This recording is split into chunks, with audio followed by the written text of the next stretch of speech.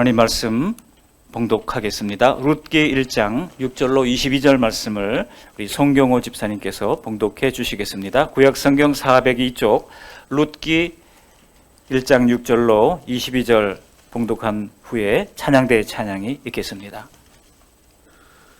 그 여인이 모압 지방에서 여호와께서 자기 백성을 돌보시사 그들에게 양식을 주셨다함을 듣고 이에 두 며느리와 함께 일어나 모압 지방에서 돌아오려 하여 있던 곳에서 나오고 두 며느리도 그와 함께하여 유다 땅으로 돌아오려고 길을 가다가 나오미가 두 며느리에게 이르되 너희는 각기 너희 어머니의 집으로 돌아가라. 너희가 죽은 자들과 나를 선대한 것 같이 여호와께서 너희를 선대하시기를 원하며 여호와께서 너희에게 허락하사 각기 남편의 집에서 위로를 받게 하시기를 원하노라 하고 그들에게 입맞춤에 그들이 소리를 높여 울며 나오미에게 이르되 아니니이다. 우리는 어머니와 함께 어머니의 백성에게로 돌아가겠나이다 하는지라. 나오미가 이르되 내 딸들아 돌아가라. 너희가 어찌 나와 함께 가려느냐. 내 태중에 너희의 남편 될 아들들이 아직 있느냐. 내 딸들아 되돌아가라.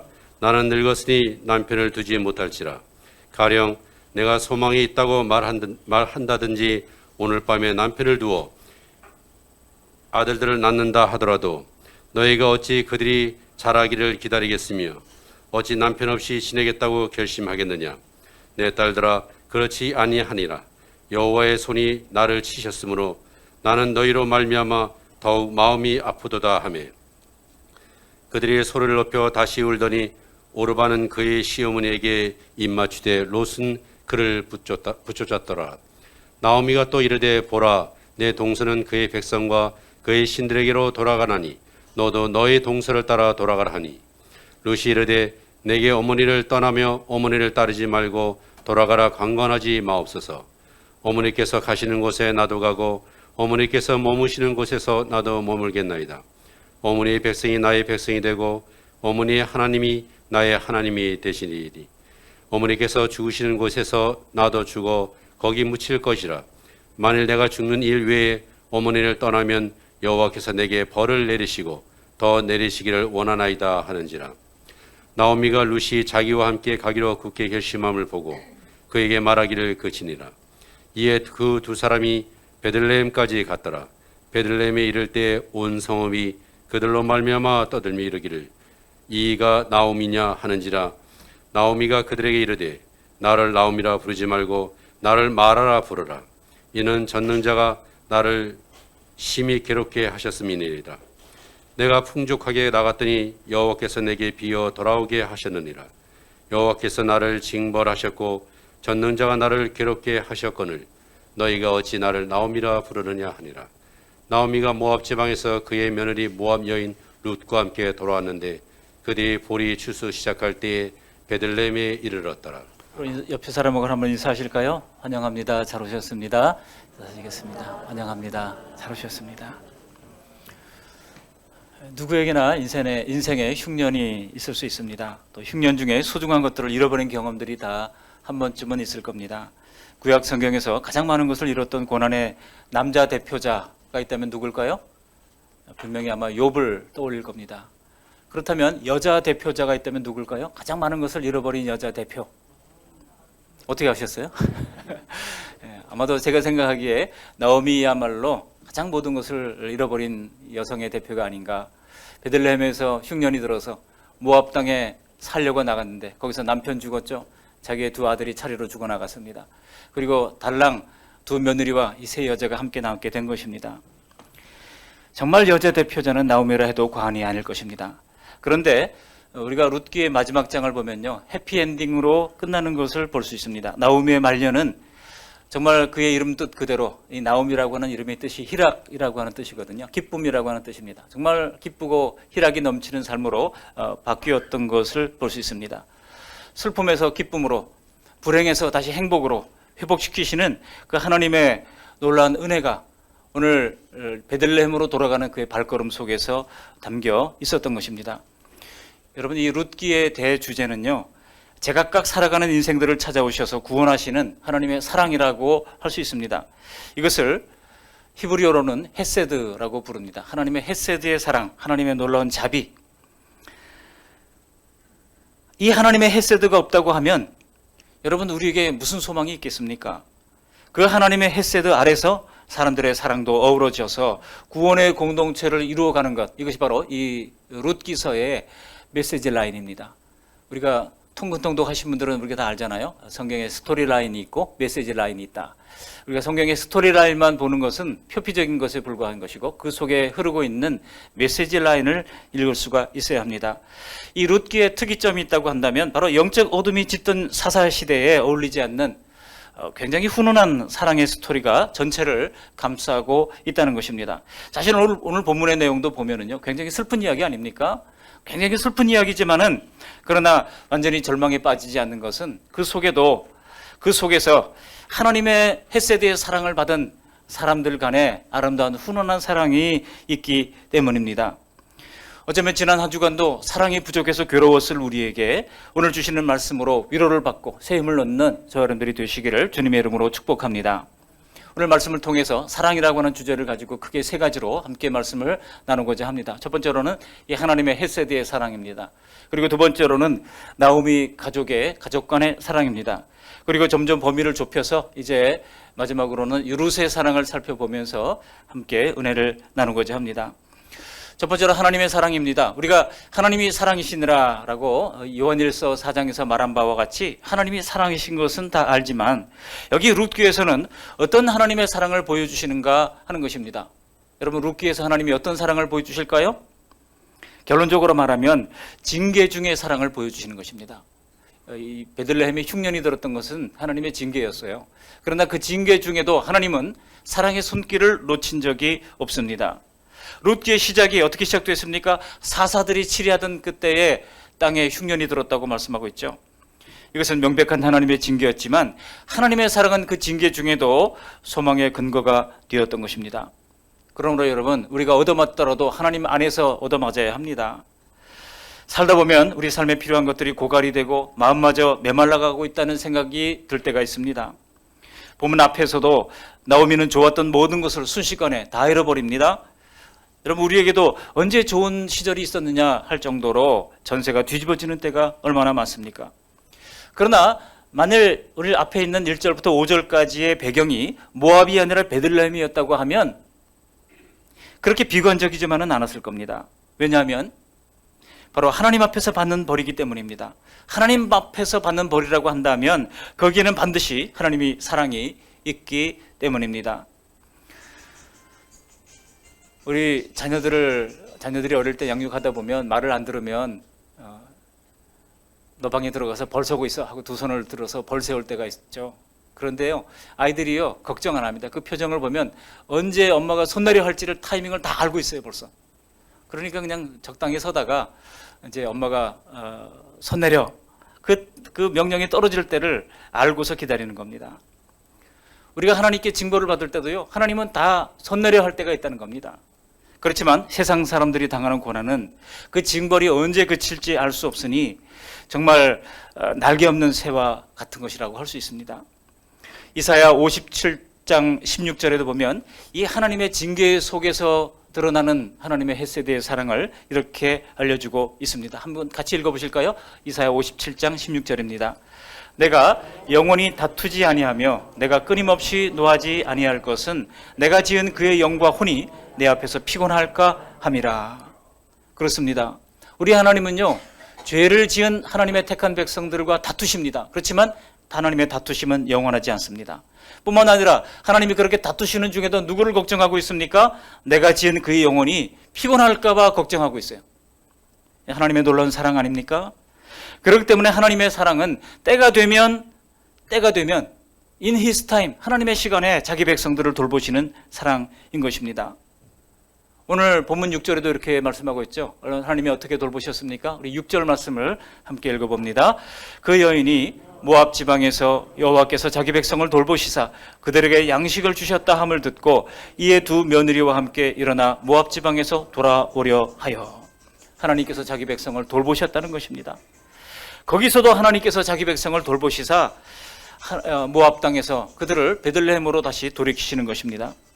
하나님을 믿는 삶에도 여러 가지 이유로 말미암아 결핍이 올 때가 있습니다.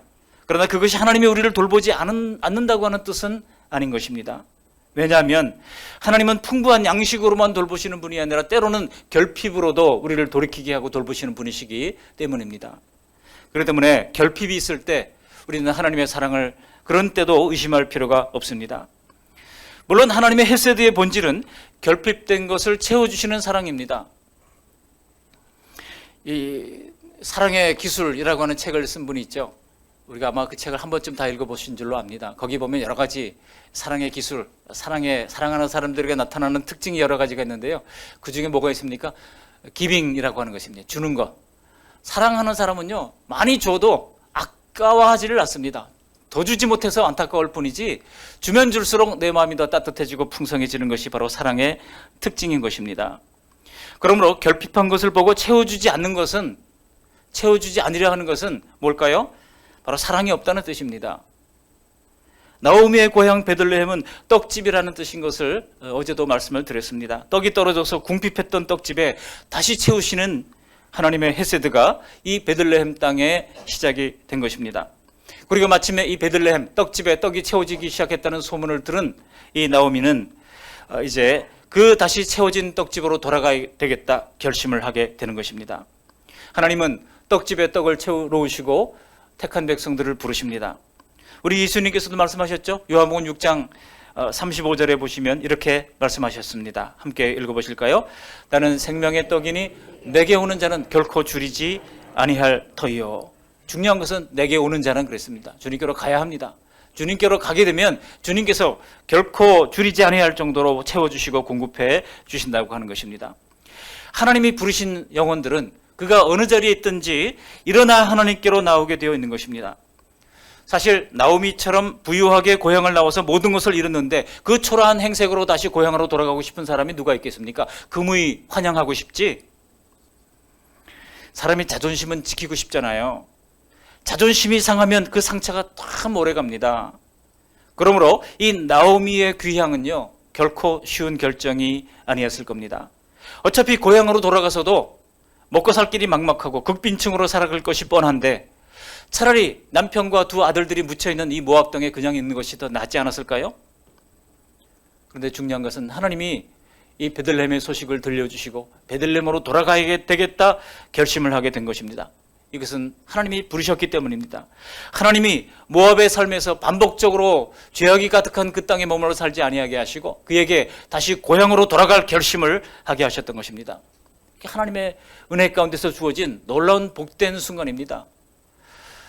누가복음 15장에 나오는 이 돌아온 탕자의 비유, 소위 말하는 돌아온 탕자의 비유, 원래는 돌아온 탕자의 비유라고 하면은 잘 맞지 않습니다. 사랑 많은 아버지의 비유라고 하는 것이 더 맞죠. 근데 거기서 그 탕자가 가장 잘한 결정이 무엇입니까? 돼지에게 주는 쥐염 열매를 가지고 돼지와 경쟁을 하다가 그것마저도 먹을 것이 없을 때 그런 줄인 배를 움켜쥐고서 아버지 품에 있는 양식이 풍족한 품꾼들이 얼마나 많은가를 생각했습니다. 그러므로 그가 창피를 무릅쓰고 내가 이제 이렇게 하리라, 이제 일어나 아버지께로 돌아가리라 결심을 했던 것입니다. 그 결심이 그에게 가장 중요한 결심이었던 것입니다. 왜 그렇게 결심하게 됐습니까? 물론 그것은 비유입니다만 하나님이 불러주셨기 때문에 그런 결심도 가능했던 것입니다. 우리는 모두가 하나님의 은혜로운 부르심을 입고서 풍요로운 떡집으로 돌아온 사람들이라 할 수 있습니다. 믿으십니까? 이걸 믿으셔야 돼요. 우리가 하나님의 자녀로서 정말 하나님이 예비하신 풍요로운 떡집으로 돌아왔다고 하는 사실을 우리가 믿지 못한다면 아직 그리스도인이라고 할 수 없죠. 우리가 지난 한 주간도 그 은혜의 삶을 은혜로 말미암아 은혜의 떡으로 삶을 살았지 다른 뭘로 살았겠습니까? 룻기에서 우리는 점점 더 명료해지는 이 하나님의 헤세드, 그 사랑의 물줄기가 어디로 흘러서 우리에게 찾아오셨는가를 계속 나누게 될 것입니다. 나오미의 귀향의 결심은 하나님의 섭리적인 손길이 있었기 때문에 가능했습니다. 하나님의 헤세드의 사랑이 거기에 있었습니다. 자, 이제 범위를 조금 좁혀서 이 나오미의 가족 간의 사랑을 살펴보도록 하겠습니다. 나오미가 어렵게 결단을 하고 고향으로 돌아가게 되겠다 결심하였을 때 두 며느리들도 따라 나서게 됩니다. 우리 7절 말씀 함께 읽어보실까요? 7절. 있던 곳에서 나오고 두 며느리도 그와 함께하여 유다 땅으로 돌아오려고 길을 가다가, 나오미가 고향으로 가겠다는데 남편 잃은 두 며느리들도 함께 길을 따라 나섰다는 것입니다. 근데 여러분 이것을 묵상하다 보니까 참 이게 쉬운 일이 아니잖아요. 이게 보통 어려운 일이 아닙니다. 정말 신기한 광경이라고 할 수도 있습니다. 지금 나오미로서는 자식도 없고 남편도 없이 국적이 다른 이 모압의 며느리들을 데리고 시어머니의 나라로 이제 며느리들이 따라간다고 하는 것은 결코 쉬운 일이 아닙니다.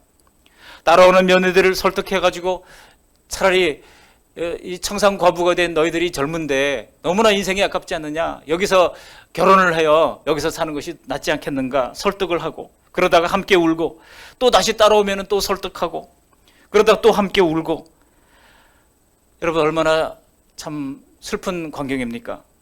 그런데요, 이런 장면들이 처연하고 슬프기도 하지만은 쓸쓸함이 느껴지지가 않습니다. 왜 그럴까요? 바로 거기에 이 세 여자들 간에 가족으로서의 상당한 유대감과 상당한 신뢰와 상당한 이 사랑으로 뭉쳐져 있음을 우리가 느낄 수 있기 때문입니다. 비록 약속의 땅을 벗어나서 잘못된 선택을 했던 나오미였지만은, 또 타국에서 남편과 두 아들을 먼저 떠나보내야 했었지만은, 이 나오미에게는 가족에게 느낄 수 있는 사랑이 있었던 것입니다. 혹독한 아픔 속에서도 서로를 의지하며 보듬고 있는 모습을 우리가 볼 수 있지 않습니까? 헨리 포드라는 사람이 있습니다. 미국의 자동차 회사를 창업했던 분이죠. 엄청난 부자죠. 이분이 자기 고향에다가 조그만 오두막집 하나를 샀습니다. 그래서 사람들이 그 집을 왜 사느냐 그래서 여기 살려고 사죠. 뭘 삽니까? 라고 물었어요. 그런데 사람들이 걱정하는 겁니다. 아니, 당신 같은 거부가 이렇게 초라한 집을 사다니 말이 안 맞는 것 같습니다. 좀 이상합니다. 라고 얘기를 하는 겁니다. 그때 헨리 포드가 이렇게 대답을 했다고 그래요. 가정은 하우스가 아닙니다. home is not house라고 했어요. 가정은 가정이지 하우스가 아닙니다. 건물로서의 집이 아니고 홈은 홈인 것입니다. 그러면서 얘기했던 것이 뭡니까? 비록 작고 검소하더라도 예수님의 사랑이 넘친다면 그것이야말로 하나님이 기뻐하시는 패밀리가 되는 것 아니겠습니까? 라고 답변을 했다는 겁니다. 오늘날 우리 가운데서 하우스는 크지만은 홈이 없는 가정이 얼마나 많은지 모릅니다. 서로를 위해주는 패밀리가 없는 사람들이 얼마나 많은지 모릅니다. 그러나 우리 믿음의 가족들은 정말 이 나오미의 가족들과 같이 사랑으로 뭉쳐져서 어떤 어려움들 이겨나지 못할 일이 없는 줄로 믿습니다. 그렇게 사랑으로 뭉쳐진 우리 믿음의 권속들이 되시기를 주님의 이름으로 축복합니다. 오늘 이렇게 빈손으로 고향을 찾는 시어머니 나오미를 따라 나선 두 며느리들을 보니까 이 세 여자들의 과거가 보이는 것 같아요. 제가 이것을 묵상하다 보니까 이런 서로를 위해 주는 이 마음이 어디서 나왔을까 생각해 보니까, 남편이 있고 두 아들이 있을 때도 이 가족이 참 따뜻했겠구나 그런 생각을 하게 됐습니다. 남편이 죽고 아들 둘이 병석에 있을 때조차도 이들이 서로 위하면서 살았겠구나 이런 생각을 하게 됩니다. 그리고 그 두 아들들도 분명히 어머니 나오미에게 공손했겠구나 그런 생각을 해봤습니다. 왜냐하면 아들이 부모를 함부로 대했다면 며느리들이 시부모를 존경할 수가 있겠습니까? 오늘 읽은 본문에서도 며느리를 걱정하는 나오미의 마음에서 충분한 진심이 느껴집니다. 우리 11절 말씀 전반부를 함께 읽어보십니다. 나오미가 이르되 내 딸들아 돌아가라. 너희가 어찌 나와 함께 가려느냐. 여기 뭐라고 불러요? 내 딸들아 라고 부르고 있습니다. 며느리를 딸이라고 부르면서 그들의 장래를 걱정해주는 이 나오미의 따뜻한 마음이 느껴집니다. 여기에 어떤 고부간의 갈등이나 이기심은 전혀 찾아볼 수가 없습니다. 그리고 나오미는요, 어려운 가정에서도 최선을 다했던 이 며느리들에 대한 고마움을 표현하고 있어요. 우리 8절 말씀도 함께 읽어보실까요? 8절입니다. 나오미가 두 며느리에게 이르되 너희는 각기 너희 어머니의 집으로 돌아가라. 너희가 죽은 자들과 나를 선대한 것 같이 여호와께서 너희를 선대하시기를 원하며. 죽은 자들을 선대했다는 겁니다. 즉 이 두 며느리들은 시아버지를 선대했고 자기 남편들, 죽은 남편들을 살아있는 동안에 선대를 했다는 겁니다. 그리고 그들이 다 갔을 때도 그리고 나를 선대한 것처럼 이 나오미를 그들이 선대했다는 것입니다. 이것을 기억하면서 고마워하면서 하나님께서 너희를 선대해 주시기를 바란다라고 하는 축복의 메시지를 남기고 있는 것입니다. 여러분 정말 이렇게 말할 수 있는 시어머니는 그렇게 많지 않습니다. 사실 가족들 간에도 이렇게 고마움을 표현한다고 하는 것은 결코 쉽지 않습니다. 자식들도 부모에게 고맙다고 잘 안 하지만은 부모들도 자식들에게 고맙다는 말을 하기가 참 어려운 때입니다. 그러나 부모가 먼저 자식을 위로하고 고맙다고 하고 축복하는 말을 더 자주 할 수 있다면 우리의 자녀들도 이 광야 같은 세파에 외롭게 서 있다는 생각은 하지 않을 것입니다. 드디어 남편을 각각 잃은 세 여인이 베들레헴을 향해서 출발을 하게 됩니다. 처음에는 당연히 가족의 정으로 헤어질 수가 없어서 함께 길을 나섰을 겁니다. 그런데 세 여인의 짐보따리를 이고 걸어가는 모습을 문득 보면서 나오미가 생각을 한 겁니다. 정신이 퍼쩍 들었습니다. 대체 이 젊은 과부들을 데리고 내가 이 인종차별이 심한 유대 땅으로 가서 내가 어떻게 살 것인가? 앞길이 구말리 같은 딸 같은 며느리들이 인종차별 심한 땅에서 어떤 고난을 당할 것인가 생각해 보니까 중도에 멈춰서서 다시 이 며느리들을 설득하고 있는 것입니다. 그렇게 나오미가 며느리들을 설득하는 모습이 8절부터 15절까지가 나와요. 이 내용들 대부분이 내용이 바로 이스라엘의 율법 가운데 있는 계대 결혼법 혹은 수혼법에 관한 내용입니다. 우리가 생각하기에 지금 생각하면 너무나 황당한 법이라고 할 수 있지만은요, 이 수혼법이라고 하는 것은 형이 자식이 없어 죽어요. 형이 자식이 없어 죽어요. 그러면 동생이 형수에게로 들어가 가지고 이제 살면서 자식을 낳아주는 겁니다. 그 자식은 자기 자식이 아니라 형의 자식이 되는 거예요. 그래서 형의 대를 이어주는 것입니다. 그래서 결혼을 이어받는다 해서 수혼법이라고 부르기도 하고 대를 이어준다고 그래서 계대 결혼법이라고 부르기도 합니다. 이것은 정말 우리가 생각하기에는 황당한 법 같지만은 고대 사회에서 여성이 스스로를 보호하지 못하던 이 사회에서는 홀로 된 여성들의 최소한의 안전을 보장하도록 정해주신 일종의 당시의 사회보장법이라고 할 수 있습니다. 왜냐하면 대가 끊긴다고 하는 것은요, 당시에 죽은 자나 살아있는 아내에게나 약속의 땅에서 끊어지는 것을 의미했기 때문에 그렇게 대를 잇게 했던 법입니다. 그래서 나오미는 더 이상 너희에게 계대 결혼을 시켜줄 아들이 내게는 없으니 너희는 각기 고향으로 돌아가서 거기서 다시 새 출발을 하라는 것입니다. 그러니 어떻게 남편 없이 세상을 살겠냐고 하면서 돌아가라고 권면하고 있는 것입니다. 여러분, 여기에 가족들 간에 마음과 마음이 이어지는 가족 간의 사랑이 있었던 것입니다. 또 범위를 좁혀서 이제 세 번째로 그 중에 룻의 사랑을 더 살펴보도록 하겠습니다. 이러한 나오미의 현실적인 설득에 이 며느리들 중에 오르바라고 하는 며느리는 눈물로 시어머니와 작별을 고하고 고향 땅으로 돌아갑니다. 이렇게 동서 오르바가 떠나고 룻과 나오미만 남게 됩니다. 모압부터 베들레헴까지 여행 경로에 따라서 차이가 있지만 약 한 80km 정도 됩니다. 서울에서 춘천 오는 거리 정도 되죠. 근데 그냥 평지가 아니죠. 평지가 아닌 것은 모압 땅이 해발 높이가 약 한 600m 정도 됩니다. 그리고 베들레헴의 해발 높이가 약 한 800m 정도 됩니다. 그런데 이 그 직선 거리가 아니고요. 바로 이 사해 바로 북부 지역을 건너서 와야 돼요. 근데 사해로 내려가려면 사해가 소위 수평 그 해수면보다 약 416m 낮거든요. 그러니까 꼬불꼬불 600m에서부터 400m까지 내려오려면 1000m, 1km를 계속해서 내려와야 돼요. 계속 꼬불꼬불 내려와야 되는 험로입니다. 그리고 다시 해발 800m가 되는 베들레헴까지 올라가야 돼요. 꼬불꼬불, 지금도 여러분 버스가 다닐 때 정말 어지러울 정도로 꼬불꼬불 그렇게 다니는 길입니다. 그 길을 두 여자가 가다가 지치면은 또 쉬어야 하고 또 어둑어둑하면은 어딘가에 잠을 청해야 하는 그런 험난한 길을 걸어가야 했던 것입니다. 그 위험한 길을 촬영하게 가는 모습을 늙은 나오미가 혼자 간다고 하면 어떻게 되겠습니까? 이 사실을 룻은 생각하면서 도저히 혼자 못 보내 생각했던 겁니다. 그래서 룻은 그렇게 시어머니를 혼자 보낼 수가 없어서 그를 끝까지 따라오게 됐던 겁니다. 여러분, 혼자 외롭게 걸어가는 사람의 뒷모습이 걸린다고 그러면 왜 그럴까요? 왜 걸리는 걸까요? 그 속에 사랑이 있기 때문입니다. 그 속에 사랑이 있기 때문이에요. 우리는 이 뒷모습이 훨씬 더 많은 것을 보여줄 때가 있습니다. 아침에 무거운 가방을 맨 아이들의 뒷모습에서 제가 새벽기도 마치고 집에 이렇게 가다 보면은요, 아이들이 막 학교를 가요. 학교를 가는데 어떤 아이는 그렇게 꼬망이가 뭘 이렇게 잔뜩 짊어졌는지 말이죠. 아이고, 그 무겁겠다 그런 생각이 절로 들어요. 야, 혼자 어려서부터 미래에 정말 열을 놓고 고독하게 싸우고 있구나 그런 생각이 듭니다. 여러분, 집을 나서는 가장의 뒷모습에서 무엇을 느낍니까? 어깨 위에 얹혀진 삶의 무게가 보이는 것은 왜 그럴까요? 왜 그렇습니까? 바로 사랑 때문에 그런 것입니다.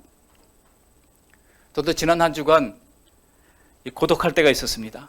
집안에서 밖에 벗어나지 못하고 고독할 때, 이거 참 답답하더라고요. 한 이틀 동안 굉장히 힘들었어요. 이게 뭐 어떻게 할 수도 없고 말이죠. 또 방역을 또 이게 뭐 할 수도 없고. 제일 무서운 게 보건소 직원들이 이렇게 무서운 줄을 저 처음 알았어요. 아무도 찾아오는 사람도 없고, 걱정도 됐겠죠. 또 목사님이 또 밀접 접촉자였다 그러니까 걱정도 됐겠죠. 근데 어떤 분이 또 배달 음식을 시켜주신 분도 있었고, 격려를 해주신 분도 있었습니다. 또 보건소에서 결정적으로 라면하고 또 무슨 소독하고 마스크를 또 갖고 왔더라고요. 그래서 제가 고마워서 그걸 다 펼쳐놓고 찍었어요. 이런 것도 주시는구나. 그리고 그랬습니다. 그러면서 제가 생각했어요. 정말 내가 어려움을 겪었을 때 나를 끝까지 믿고 따라와 줄 사람이 누가 있겠는가 생각해 보았습니다. 또한 역으로 반대로 나 또한 누군가의 뒷모습이 너무 안쓰러워서 함께 동행해 줄 수 있을까 생각을 해 보았습니다. 나오미의 가족처럼 우리 성도들 모두가 이렇게 사랑의 동행을 할 수 있도록 노력하면 좋겠습니다. 오늘 본문 16절 17절을 보시면요, 룻은 나오미와 평생을 같이 하기로 작정했음을 알 수 있습니다. 나오미의 하나님을 자기의 하나님으로, 나오미의 민족을 자기 민족으로 삼겠다고 하는 결정적인 그런 결심을 표명한 것입니다. 룻의 놀라운 사랑이라 할 수 있습니다. 창세기의 본토 친척 아비의 집을 떠났던 아브라함이 있었다고 그러면 룻기에는요, 정말 본토 친척 아비의 집을 떠나서 하나님의 백성 되기로 작정한 룻이 있었던 것입니다. 그렇다면 여러분, 룻은 왜 나오미의 하나님을 선택했을까요? 시어머니에게서 모든 것을 뺏어간 여호와 아닙니까? 그랬던 하나님을 왜 믿기로 작정했을까요? 이건 아무리 생각해도 이거는 인간의 머리로는 이해할 수가 없습니다. 오직 하나님이 나오미를 부르셨듯이 룻을 부르셨기 때문에 가능했던 것입니다. 이거를 뭐라고 그래요? 하나님의 주권적 선택이라고 부릅니다. 하나님이 나오미를 이제 모압 땅에서 베들레헴으로 부르신 것도 하나님이시고, 그 중에 룻을 나오미를 붙잡기로, 여기 붙잡다라고 하는 표현은요, 조금 더 간격이 없이 딱 달라붙은 상태를 말하는 표현입니다. 그렇게 붙잡기로 작정했던 것은 하나님이 그를 선택하셨기 때문에 가능했던 것입니다. 그렇게 나오미와 룻은 베들레헴으로 들어오게 됩니다. 우리 19절 말씀 함께 읽어보십니다. 19절. 이에 그 두 사람이 베들레헴까지 갔더라. 베들레헴에 이를 때 온 성읍이 그들로 말미암아 떠들며 이르기를 이가 나오미냐 하는지라. 21절, 자신의 말대로 풍족하게 나갔던 나오미는 빈몸이 되어 돌아왔습니다. 거기서 나오미는 자기가 당한 재앙이 하나님께로부터 온 징계라고 생각을 했습니다. 20절도 한번 읽어보실까요? 20절. 나오미가 그들에게 이르되 나를 나오미라 부르지 말고 나를 마라라 부르라. 이는 전능자가 나를 심히 괴롭게 하셨음이니라. 나를 나오미, 희락이라고 부르지 말아라. 나를 차라리 마라라고 불러라. 마라는 괴로움이라고 하는 뜻입니다. 마라의 샘물을, 쓴 물을 단물로 바꿔주던 마라의 쓴 물을 얘기가 이제 출애굽기에도 나오잖아요. 그런 것처럼 자기를 괴로움이라고 차라리 불러달라.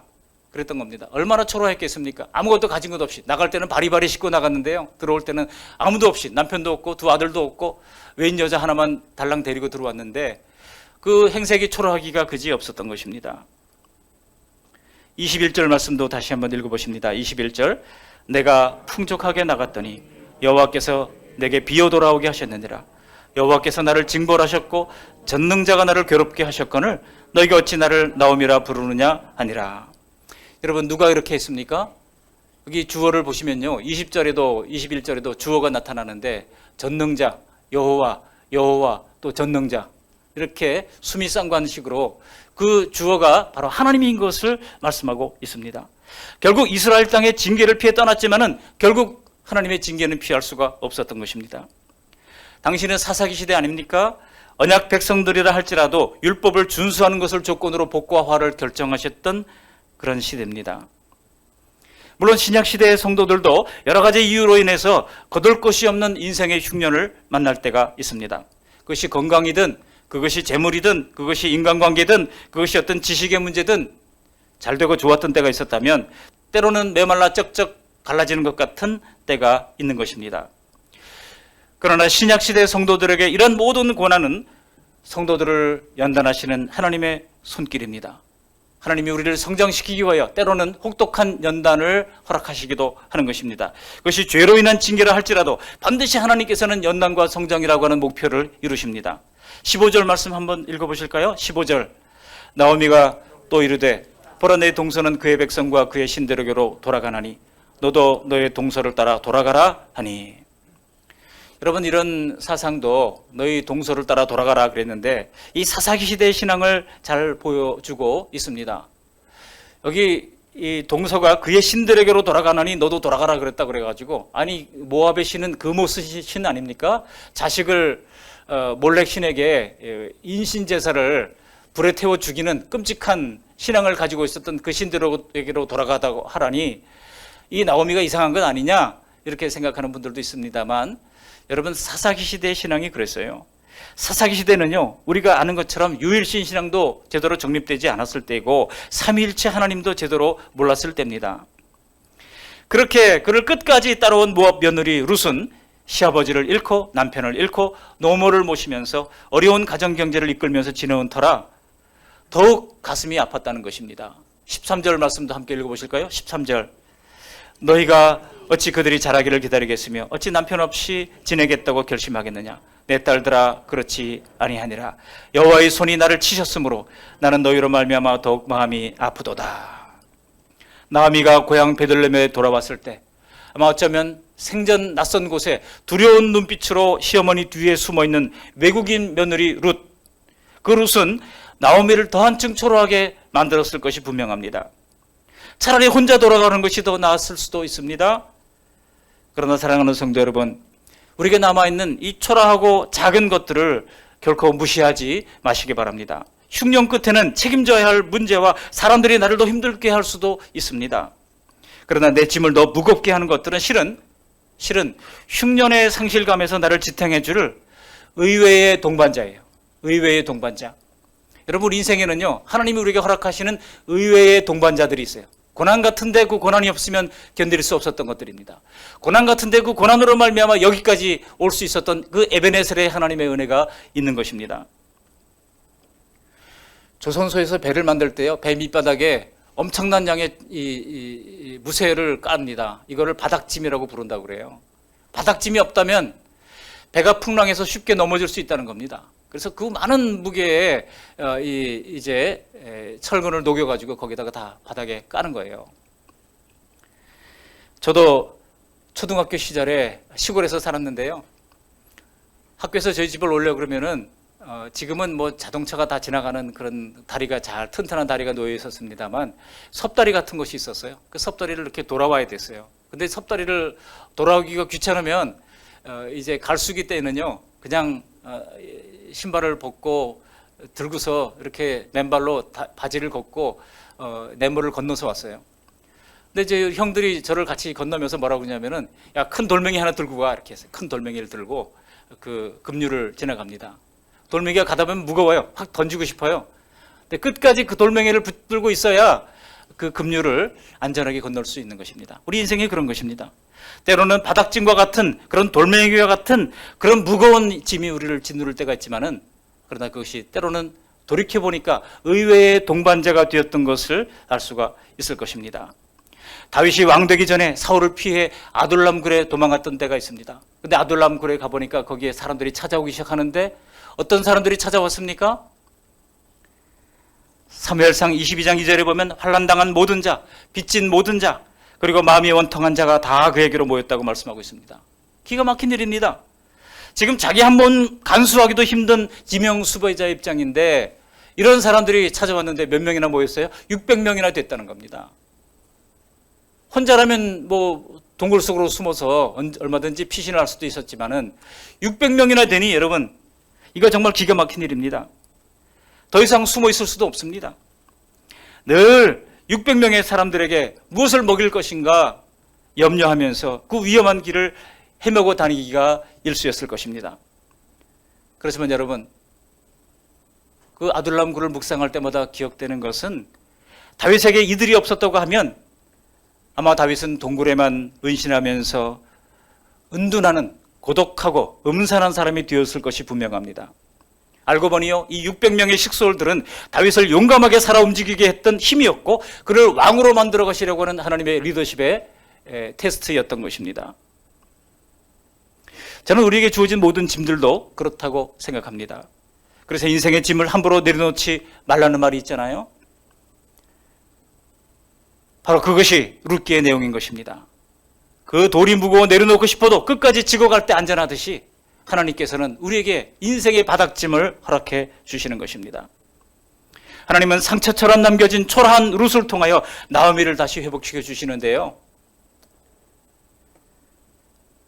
나중에 4장을 내려가 보면 그 룻으로 말미암아 얼마나 큰 은혜와 감격을 누리게 되는지 모릅니다. 베들레헴에서 하나님의 품으로 돌아온 이상 룻이 나오미의 여생을 책임져주는 놀라운 은혜를 맛보게 되는 것입니다. 노년의 복량제가 되고 그에게 기쁨이 되는 룻이 되는 것을 볼 수가 있는 것입니다.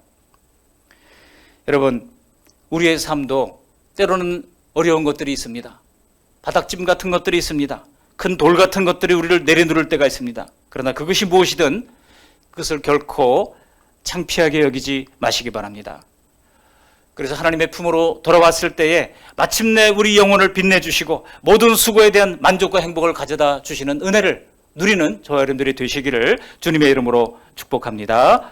아멘. 고맙고 감사하신 하나님 아버지, 오늘 나오미의 귀향을 통하여 우리에게 도전해 주시고 가르쳐 주신 것을 감사를 드립니다.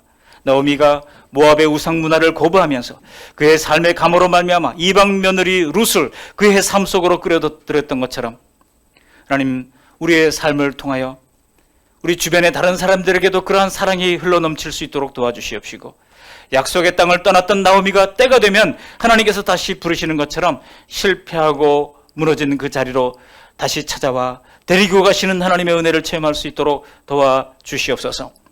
하나님을 알지도 못하던 모압의 룻을 하나님께서 함께 언약 공동체 안으로 들어오게 하신 것처럼, 비록 잘못된 선택을 통하여 모압으로 갔었지만은 하나님이 거기에도 룻을 데려오시고자 하는 놀라운 계획이 있었던 것을 깨닫고 감사합니다.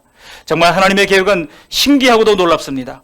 우리의 자유의지로 실수하고 실패했는데 하나님의 선하신 계획은 창세전에 이미 그 자리에 세워진 놀라운 은혜 가운데 있었습니다. 이토록 부지런히 일하시는 하나님의 원동력은 바로 헤세드의 사랑입니다. 우리 모두 그 사랑을 신뢰하며 그 사랑을 믿고 한 주간도 힘내어 승리하는 복된 주의 백성들 다 되게 도와주시고, 이제 장차 보아스로 그리고 다윗으로 또 그리스로 이어지는 사랑의 릴레이가 나를 통해서 또 다른 사람에게로 이어질 수 있도록 인도해 주시옵소서. 예수님 거룩하신 이름으로 감사하며 기도합니다. 아멘.